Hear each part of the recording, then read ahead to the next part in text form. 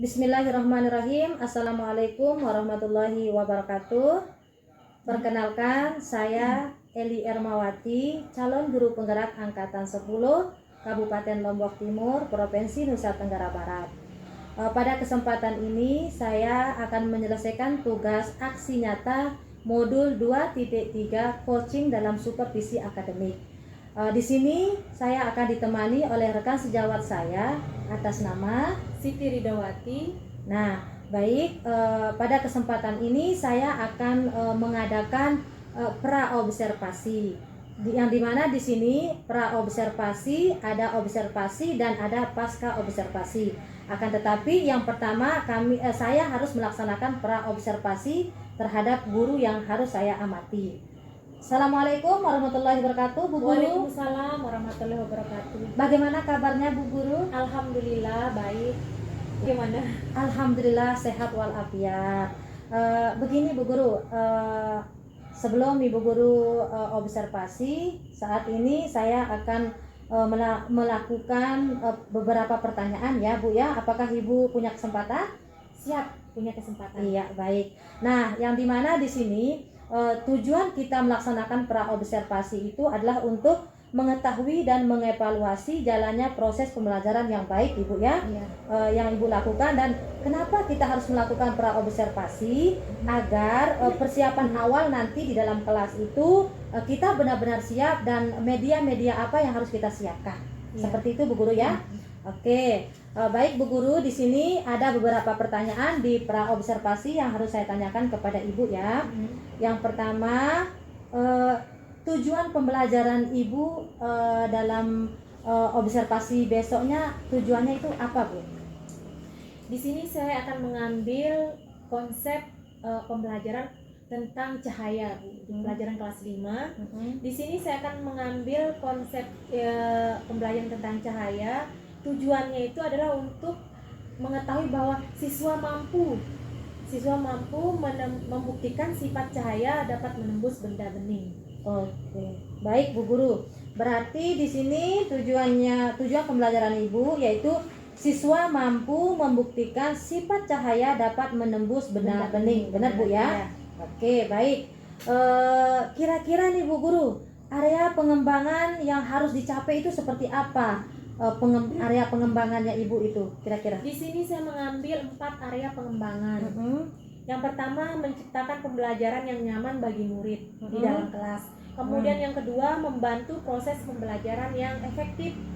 Yang ketiga, saya mengambil asesmen penilaian. Dan terakhir, umpan balik atau dalam proses pembelajaran. Umpan balik dalam proses pembelajaran. Akan tetapi yang 4 ini saya lebih menekankan tentang memandu proses pembelajaran yang efektif nanti di dalam kelas. Ya. Ini yang saya tekankan, Bu. Oke, baik Bu Guru. Di sini Ibu bilang tadi kalau area pengembangan Ibu yang harus ditingkatkan ada 4 ya. Di mana yang pertama yaitu menciptakan pembelajaran yang nyaman bagi murid, memandu proses pembelajaran yang efektif, serta asesmen dan umpan balik proses pembelajaran. Namun di sini garis besarnya yang harus Ibu tingkatkan di sini adalah memandu proses pembelajaran yang efektif Bu ya. Oke, baik. Nah, selanjutnya nih Bu Guru, strategi yang harus Ibu persiapkan itu strategi apa? Di sini saya mengambil strategi pembelajaran saintifik.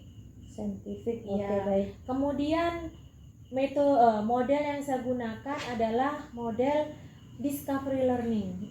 Kemudian metodenya saya ambil percobaan, kemudian demonstrasi, kemudian ceramah juga saya selingi dengan ceramah, tanya jawab antar siswa, kemudian diskusi kelompok, dan terakhir presentasi. Oke, baik. Luar biasa Bu Guru, ini banyak sekali ya strategi dan pendekatan yang Ibu lakukan menggunakan strategi saintifik ya.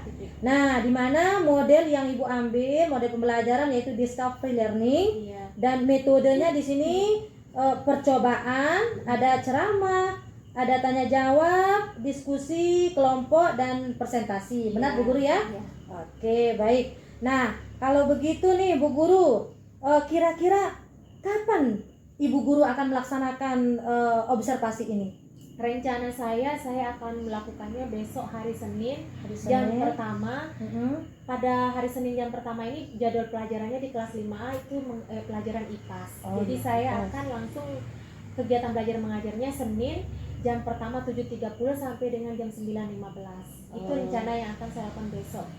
Pas kegiatan observasinya. Oke, Bu Guru, berarti secepatnya nih Bu Guru ya, Iya. hari Senin. Jangan lama-lama. Iya, dengan mata pelajaran IPAS pada kelas 5A ya. Iya. Sekolah SD Negeri 1 Dasaleko. Iya, udah pasti. Oke. Nah, di sini media apa yang harus Ibu persiapkan dalam proses pembelajaran besok? Media yang saya pergunakan di sini seperti biasa, lembar kerja. Saya akan berikan murid saya lembar kerja, Iya. kemudian mempersiapkan mereka untuk membawa alat dan bahan percobaan seperti gelas, kemudian bawa senter, dan nanti mungkin saya akan berikan beberapa tes tulis untuk mengetahui penilaian akhir dari setelah saya melakukan kegiatan belajar mengajar. Wah, luar biasa Bu Guru ini. Medianya banyak sekali Bu Guru ya. Salah satunya tadi persiapannya gelas kan ya? Oh iya, gelas. Nah, baik Bu Guru. Kalau begitu, kira-kira setelah kita melakukan pra-observasi ini, bagaimana perasaan Ibu Guru sekarang? Alhamdulillah rasanya lebih lebih mulai terbuka apa yang akan saya lakukan besok. Mulai dari persiapan alat dan bahan, sumber belajar, media pembelajaran, kemudian mengatur kegiatan selama di dalam kelas, itu sudah mulai saya ingin persiapkan. Karena di sini saya menekankan untuk memandu proses pembelajaran yang efektif. Iya. Baik Bu Guru, sama-sama ya. Kalau memang Bu Guru lebih senang, besok mungkin kalau ada permasalahan Ibu bisa berbagi-bagi sama saya ya. Oke Bu Guru, terima kasih atas waktunya. Mungkin sampai di sini pra-observasi kita untuk hari ini. Besok saya tunggu pada hari Senin Bu Guru ya, untuk observasinya berlangsung di kelas 5A. Nanti kita bertemu kembali, selesai observasi kita akan mengadakan pasca observasi Bu ya. Oke, saya tutup dengan mengucapkan Assalamualaikum Waalaikumsalam warahmatullahi wabarakatuh.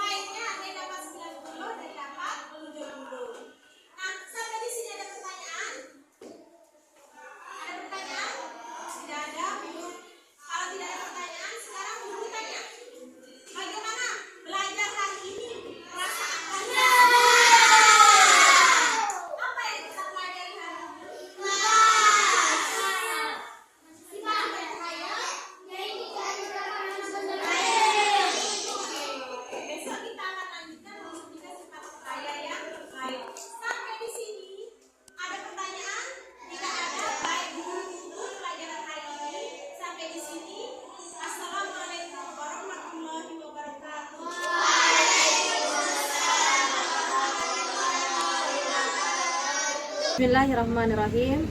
Assalamualaikum warahmatullahi wabarakatuh. Waalaikumsalam warahmatullahi wabarakatuh. Hari ini saya akan melakukan pasca observasi yang dimana kemarin kami sudah melaksanakan observasi.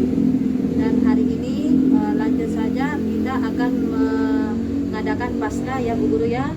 Perkenalkan, nama saya Eli Ermawati, calon guru penggerak angkatan 10, dan di samping saya rekan sejawat saya bernama Siti Ridawati.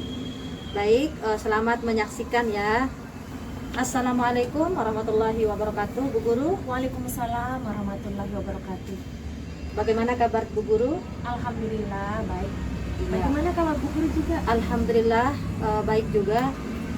Sekarang kita akan lanjut untuk paskanya ya Bu Guru. Nah, oleh karena itu saya akan menanyakan beberapa pertanyaan kepada Ibu tentang pasca observasi kita pada hari ini. Baik, kita mulai Bu Guru ya. Silakan. Ya. Yang pertama, pertanyaan pertama, bagaimana perasaan Ibu setelah melaksanakan observasi di kelas? Perasaan saya setelah melakukan observasi di kelas, saya merasa senang karena di sini wawasan saya semakin terbuka dan bertambah mengenai apa saja kekurangan dan kelebihan saya selama mengajar di dalam kelas. Terutama kekurangan saya ini nanti akan saya tingkatkan dan kelebihannya akan saya lebih tingkatkan lagi. Kekurangannya saya perbaiki, kelebihannya saya tingkatkan. Oh iya, berarti kelebihannya akan akan tetap dijalankan, kekurangannya akan ditambah nanti ya Bu Guru, akan dijelaskan lagi. Baik Bu Guru, pertanyaan kedua, kira-kira adakah pembelajaran yang sudah baik yang Ibu lakukan? Ada. Di sini kelebihan dari kemarin saya mengambil strategi pembelajaran inklusi atau model belajar. Di sini kelebihannya itu dapat mengembangkan sikap anak. Kemudian pengetahuan dan keterampilan siswa juga semakin berkembang. Di sini juga siswa jadi berpikir lebih kritis. Itu kelebihannya ya. Tapi selain kelebihannya juga di sini ada kekurangannya. Kekurangannya saya di sini keterbatasan waktu. Kemarin sampai mau keluar main masih saya melaksanakan kegiatan belajar mengajar. Kemudian ada sebagian siswa yang masih kurang antusiasme terhadap pembelajaran yang kemarin. Itu sih yang merasa perlu saya tingkatkan besok, yang merasa kekurangan. Ya baik. Berarti di sini ada ya pembelajaran yang baik dan yang Ibu lakukan ada kan. Nah di sini maksudnya Ibu kelebihannya dapat mengembangkan sikap ya, pengetahuan dan keterampilan siswanya kan. Nah siswa lebih berpikir kritis, sedangkan Ibu juga mempunyai kekurangan yaitu keterbatasan waktu. Oke baik. Nah selanjutnya Bu nih, berapa skala pembelajaran yang sudah Ibu lakukan? Yang dari 0 sampai 10 gitu. Kira ya kalau menurut saya masih antara skor 7 sampai 8. Saya bulatkan sudah 8. Karena di sini saat mereka kemarin itu waktu saya melaksanakan kegiatan observasi atau pembelajaran di kelas itu ada sebagian siswa saya yang saat melakukan presentasi itu dia tidak terlalu antusiasme atau dia tidak antara timbal balik antara temannya itu saling ada yang bertanya, mungkin teman tidak ada yang kemarin. Itu yang perlu masih saya bimbing siswa saya supaya mereka aktif saat presentasi. Berarti di sini siswanya Ibu kurang aktif ya dalam melaksanakan diskusi ya. Tidak diskusi saja, presentasi. Oh ya, presentasi. Presentasinya hanya satu orang, kemudian kayaknya satu arah karena temennya yang lain tidak banyak yang menanggapi. Oh iya begitu. Berarti tentu kalau ada kekurangan Ibu di sini harus adalah yang harus Ibu tingkatkan ya. Yang perlu Ibu tingkatkan kira-kira seperti apa? Yang perlu saya tingkatkan di sini memandu proses pembelajaran yang tadi, karena mereka kurang mandiri. Saya merasa mereka kurang mandiri untuk menjelaskan presentasinya. Di sini masih butuh dari panduan dari gurunya. Jadi besok saya akan meminta mereka berlatih, sering berlatih, kemudian sering melakukan komunikasi dengan teman-temannya sehingga mereka terbiasa berbicara di depan kelas.